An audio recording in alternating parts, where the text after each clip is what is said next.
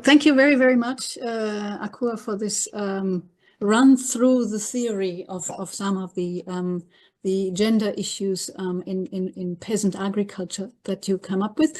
I'm very pleased to see that we have a number of new attendees that came during your talk. We are now more than 20, 25 people.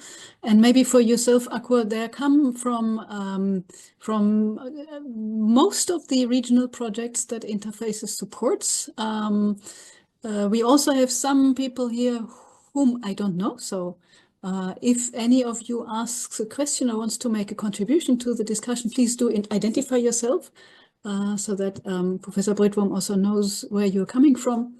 And with that, I would like to open the floor for questions or additional thoughts, additional experiences, especially from those gender experts whom we have here in the audience. Please, the floor is yours.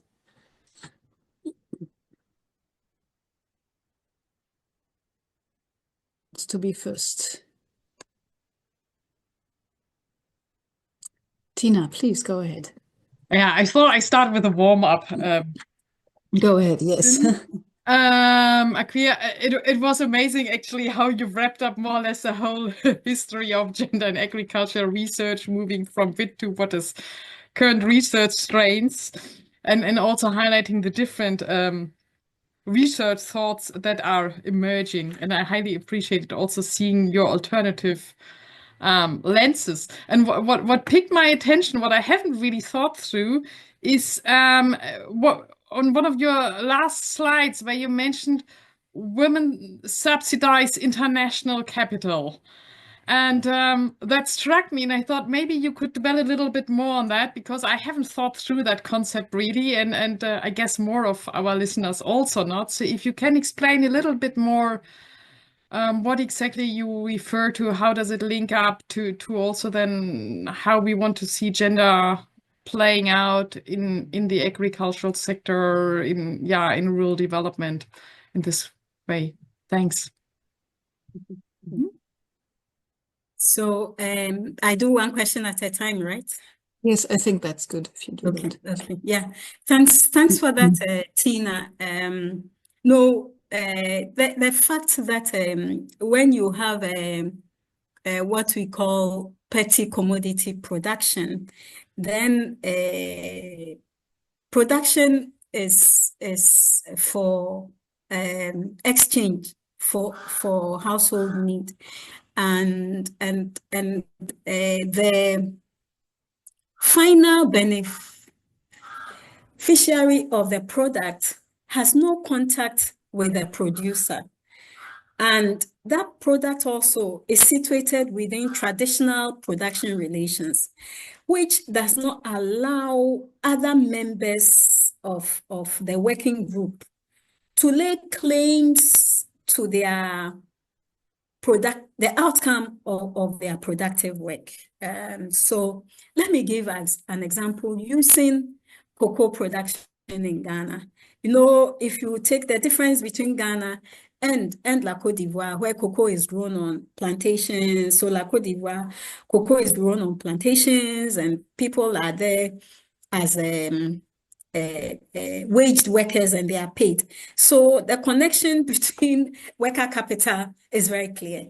Okay, but in Ghana, our cocoa is grown on peasant farms. So you have households that have their farms that grow cocoa, and most of it, except for agricultural tasks that demand large outlay of labor, like harvesting, and most of it is done by household labor. And women, most of the time, are there as wives. And therefore, how they are rewarded for their agricultural tax is based on their position as wives. Okay. So how much is paid to the household head, and how he disburses it in the household is based on his own sense of benevolence. So here, because of the way patriarchy structures the household and labor relations of women, women have no claim to the outcome of their productive labor. And this is what I mean that then they subsidize capitalist production, because finally, who benefits from low cocoa prices? And that low cocoa price does not take into consideration the fact that it's a household, and each household member should be considered in terms of their rights. So this is what I mean. Cool. Thank you very much for this extra explanation. Now we had Minodu. I'm not sure who from Minodu is behind the Minodu slot. If you would like to ask your question, or did you just put your hand down because you felt that Akua has already responded to what you wanted to ask?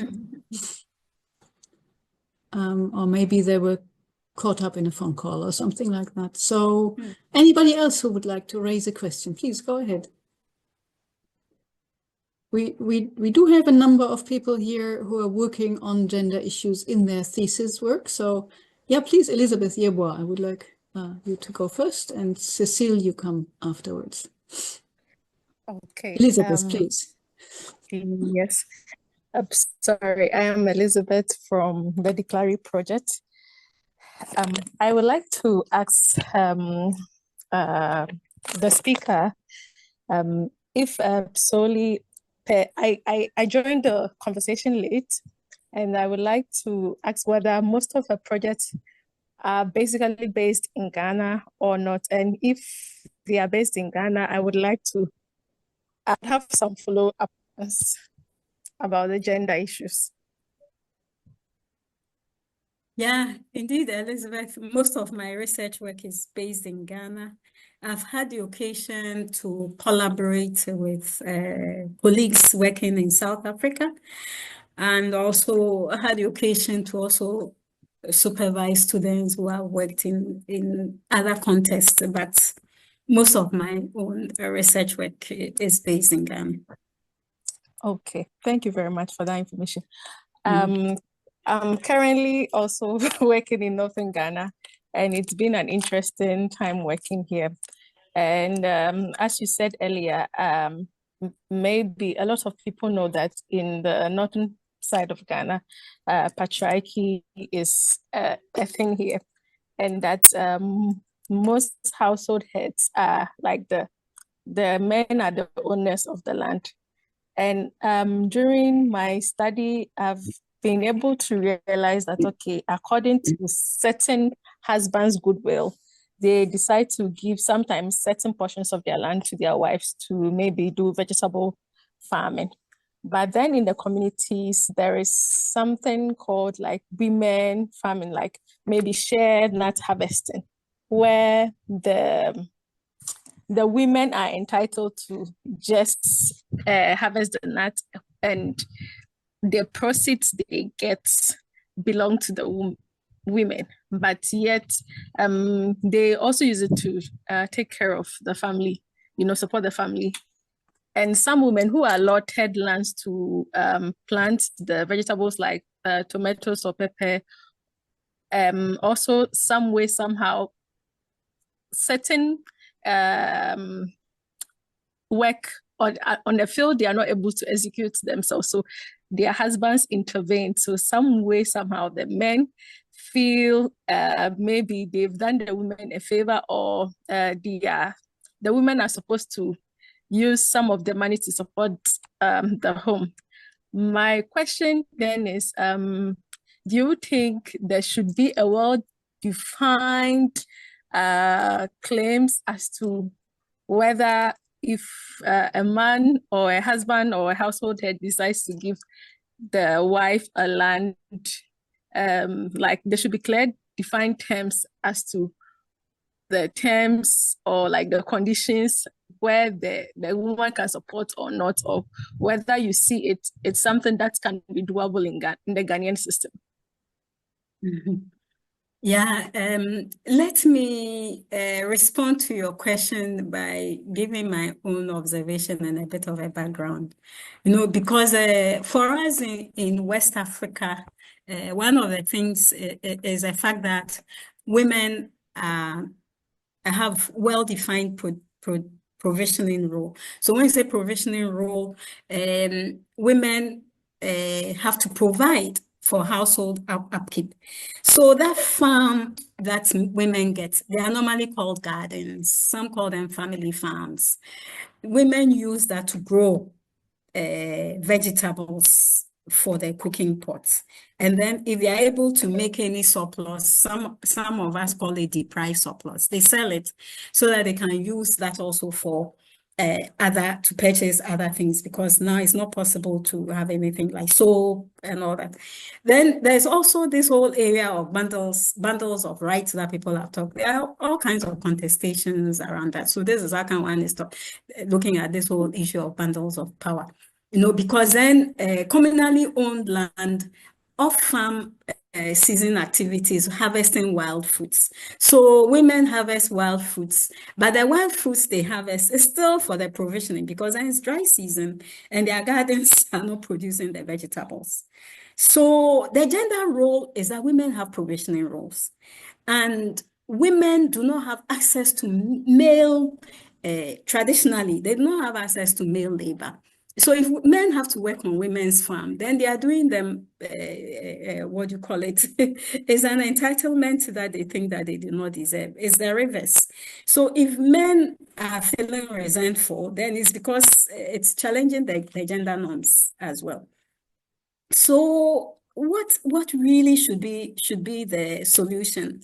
One, there are interventions around because you see, when women get access to that land, there's an inheritance system for the patrilineal system, and women are not members of their male household head. And if women should lay claim to that land, then it's like transferring that land to the women's family.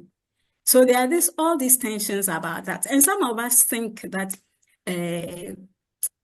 communal traditional authorities should be encouraged to have land banks, and which land banks should be available for female activity. So there are land banks, and these land banks will not be sold to private investors, and women access it as a group. So the landholding groups are very clear that they are not going to lose this land, but then the land is there. And it is around this land then that interventions can come in. What interventions around processing, interventions around markets, interventions around inputs and capital and all that. For me, this is the solution that I see. Have I answered your question, Elizabeth? Okay, thank you. Sorry, let me ask another question about this share thing. I feel that the share harvesting, that the women collect the fruit to make the share butter or whatever it is, that now NGOs or certain companies come to buy from. I feel in certain gender activities that the nation is aware of, or the community, or let's say the region is aware of, I think certain policies can be implemented.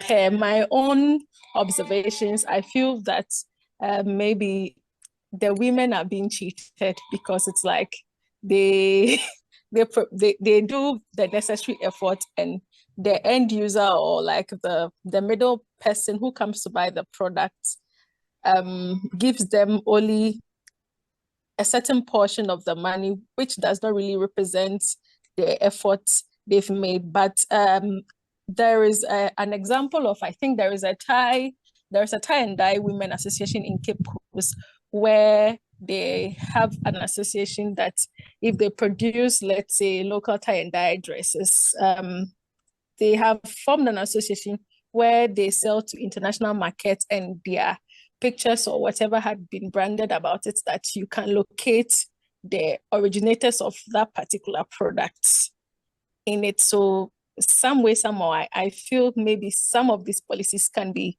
broadened to some parts of the country to make these women also feel seen, or their efforts being appreciated. Yeah.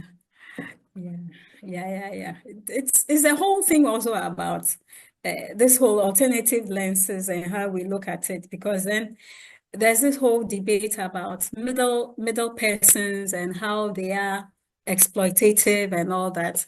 But there's also NGOs that are, to all intents and purposes, also altruistic and trying to support women. But finally, if you look at them, then they are corporate institutions. And this brings up the whole question about still women subsidizing in international capital. So what are the interventions and what can happen?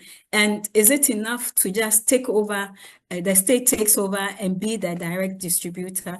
Because then in the middle also are these middle women, most of them women also.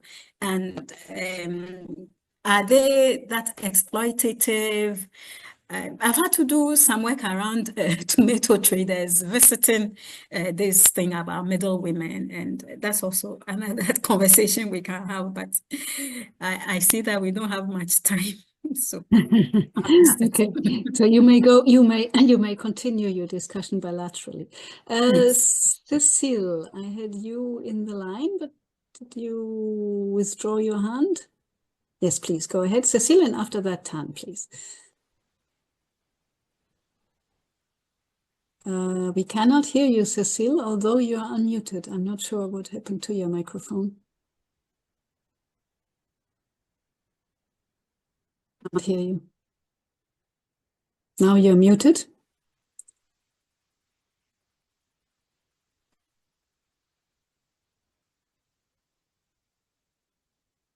No. You're not. Maybe you sort out your microphone, and in the meantime, we'll ask Tan to raise her question. And after that, I'll read Alex's in the chat. Okay, Tan, go ahead. Yeah, thanks a lot, Professor Britwum. It's very interesting to have the overview how is the tenure and the gender in Ghana. I'm Thanh Nguyen from University of Castles. So I'm also belong to the Clara project, but Elizabeth is working. For me, it's very interesting just to see how the system work in Ghana. So I have two small questions. So the first one is, I still wonder in the country also or north of Ghana, is the land is owned by the state or is owned by the private? And when I listen to the answer with for Elizabeth questions, I just wonder the heritage. For example, like if the farmer have only two daughters, for example, if he passed away, so where is the land go to? I don't understand that you said the land go to the male from the woman family, or it's go to the other male family from his, the previous older family. Because then if it's not go to the females at all, then how is the community organizing that who heritates the land if the previous owners pass away? Because I'm come from Vietnam and it's very clear for us. I mean, we of course they have the disadvantage of women having the, like estate or the land. But by law, if the parent pass away or the owner, previous owner, so the land is automatically divided by the number of the kids. It doesn't matter with the gender. But when it has a will, for example, then it's different. But by nature or by law, that it divide equally for the boys or the girl. So I just wonder how it work in Ghana. Yeah. Thanks for this question. In Ghana, we have a plural legal system governing land. And so land is, there's land that is communally owned, and there's a land holding group. And so depending on the ethnic group, your ethnic background, your land holding group, your membership of the land holding group can be patrilineal, based on your father and where your father comes from, or can be matrilineal, based on your mother and where your mother comes from. Yeah. So if that land is communally owned and the man is farming on land that is communally owned, upon his death, then it reverts to the communal customary system. And so here, inheritance laws come in, customary inheritance law. But if it is self-acquired land, now then there's also the interstate succession law, because it became very important. And this interstate succession law has been in operation since, I think, the 1990s, to deal with women's status, interstate succession law. So if it is privately acquired, in the past, people have to show evidence that they were legally married, and sometimes it's not possible. So now what the new Land Act is saying is that insofar as there is proof that that relationship resembled marriage, and therefore even though the land is registered in just the name of one spouse, it will be deemed to have been acquired by both spouses. Of course, this was a landmark thing for those of us who were involved in activism and all that. But there are a number of caveats, because if there are multiple wives, it becomes very murky and all that as well. You know, our traditional system ensured that if the man passes and the land reverts to the customary ownership, the customary successor is obliged to support their wife and children. But right now, the customary system is also breaking down. So sometimes it's not possible.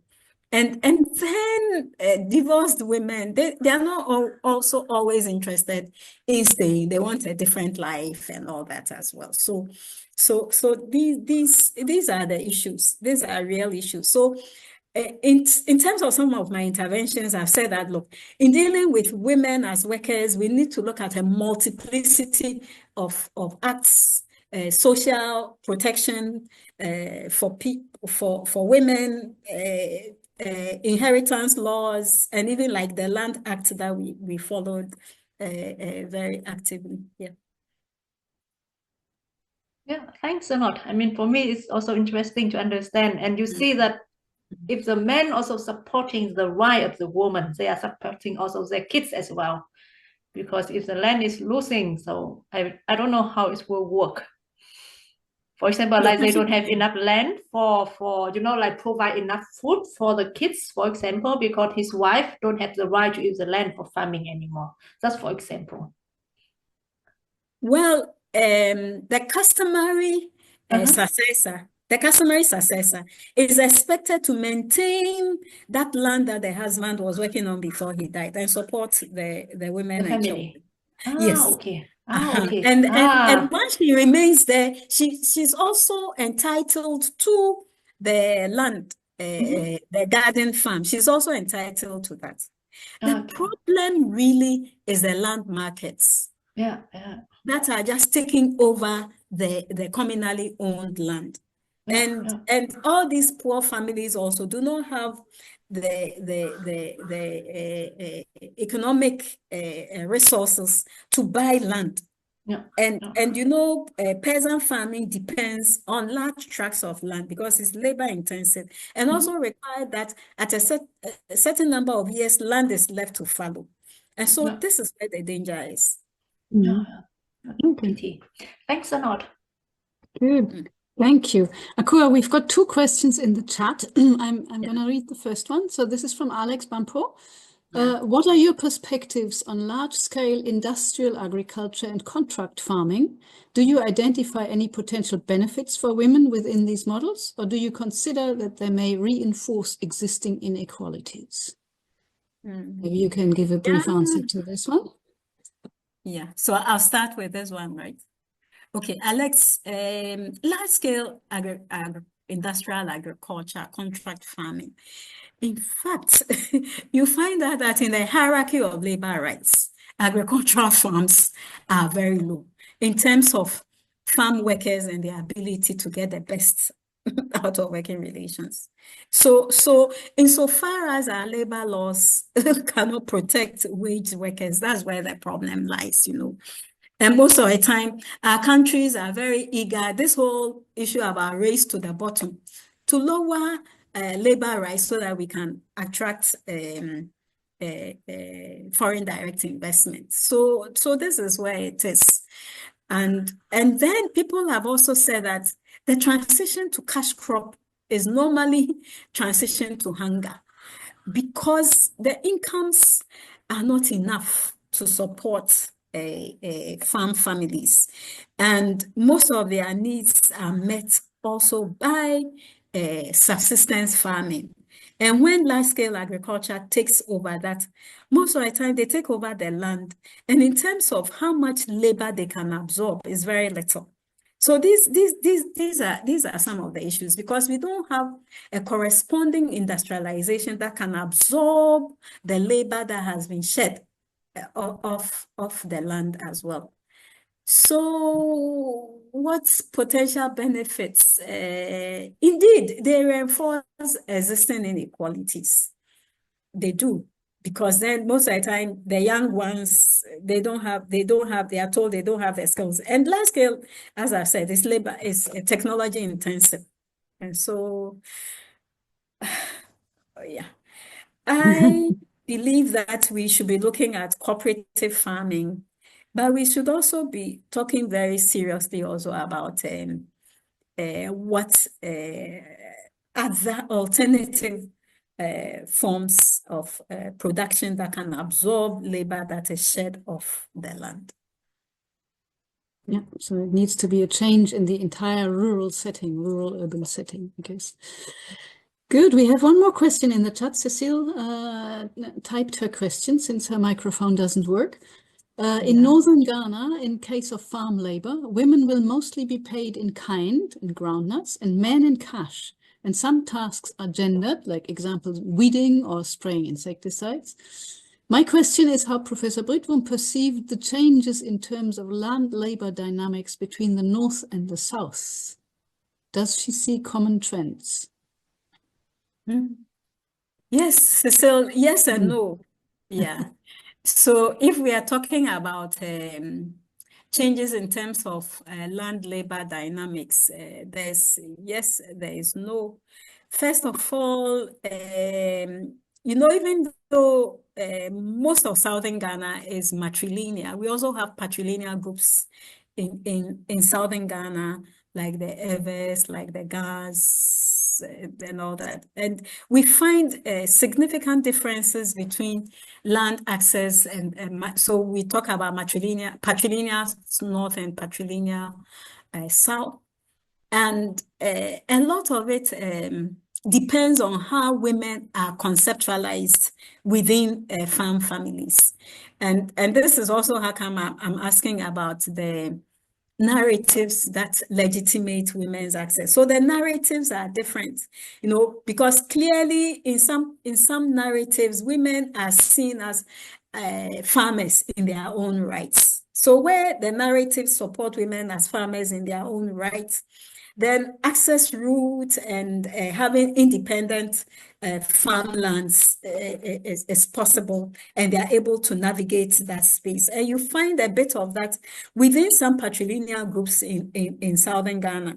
And that even allows women to pass land from women to women, and sometimes also allows fathers to gift land to their daughters. And so then we are talking about land access. And land access is critical also for female labor and ability to benefit from the outcome of their labor. Whereas the avenues are really more restricted in the patrilineal north. What is emerging really are interventions, very interesting interventions that we did about women's tenure making. Research that we did about women's tenure making, and we discovered that interventions that allowed women to acquire land as groups was helping women to circumvent these, because then they acquired the land as a group. And these are NGOs. So they are NGOs that are also there and not just taking away from women, but also defending women as well. The question is how these can be upskilled and how this can also be pushed to state institutions to help. Because then most of the time, the land the women get are the first to be consumed under urbanization. And I mean, I hadn't been to Northern Ghana, Tamale, for a while, and I was there 2 years ago, 2023, after COVID. And I noticed the space between main town Tamale and the airport taken over by urbanization. And this is the threat. And this really, and that's how come I go back to land banks. And if we don't have that, all the interventions, I'm afraid, cannot support women and defend their rights. Thank you. Okay, Tina, I think yours is the last question. You had the honor of the first question, now you have the honor of the last question as well. Please go ahead. That is wonderful. Yeah, actually, it fits quite nicely to the discussions we just had. And I wanted to follow up on your issue of masculinization of agriculture, because we just recently discussed it here at our institute with colleagues from Ethiopia. That it's a concern there as well, or an issue or something maybe that we should address more. And I was wondering whether you could let us know a little bit more, like how you perceive it now, the dynamics in Ghana. Do you see it already as a main issue, and are there special agricultural crops where you think it's more occurring than in other areas, or maybe more in the south than in the north, or vice versa?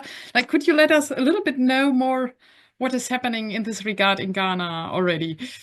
Oh, what a question, Tina. So Akua can talk another half hour about that. Oh yeah, it could be also never Maybe just a contribution, very short, and we initial follow up at the status initial seminar. answer, and you two can follow up. Exactly. Yeah. Very short, very short. So the most of the time, you know, agricultural tax, there are male crops and female crops, male breeds, livestock, and female livestock. Okay. But then the tax also, the tax around livestock, husbandry practices, and farming tax also are gendered. So even in terms of a female crop, we have what we call sex sequential. So women perform this tax, men come and perform this tax, women perform this tax, men come and perform this tax. Now, what interventions have done is that when modern interventions are produced around female tax, then you find out that it gets more and more masculinized. You know, so there's that. So, and then the fact that interventions also sometimes also need to take into consideration who comes next. So if you offer plowing, that which takes care of a male tax, what happens to women afterwards? And so then increasingly also the masculinization issues that come up as well. In addition to that is access to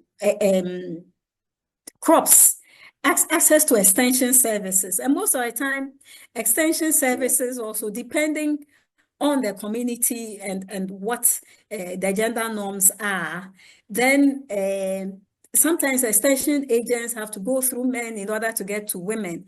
And this whole thing about going through men in order to get through women, even though it's supposed to be a female crop, then it leads to some kind of masculinization in terms of entry and all that.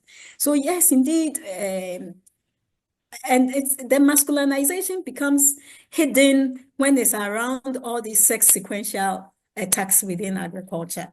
And the same thing also around husbandry practices and all that. So you find out that when there are interventions also, then some of the husbandry practices like introducing vaccinations and all that. So the attacks that women do, so women get displaced. Yeah, I think I'll stop here. Yeah, right. Okay, thank you very much, Akua. I think this was a really interesting and in-depth discussion on a variety of issues. I don't want to summarize it, but one of the key points I noticed is really the land tenure issues and the access to land, which is so difficult under some circumstances, not always, because you have this mosaic of different rules and regulations and customary rights. Yeah. So very rich discussion, very rich contribution by you on this issue, which is also a part of our interface contribution to International Women's Day. You mentioned it earlier in your introduction. So we're very pleased that we managed to have a specific lecture on gender during this month of March with the International Women's Day. Thank you, everybody, for being here. Yeah, a round of applause to Akua Britwum. Thank you very much. And thank you all for being here to listen to me. I'm very grateful.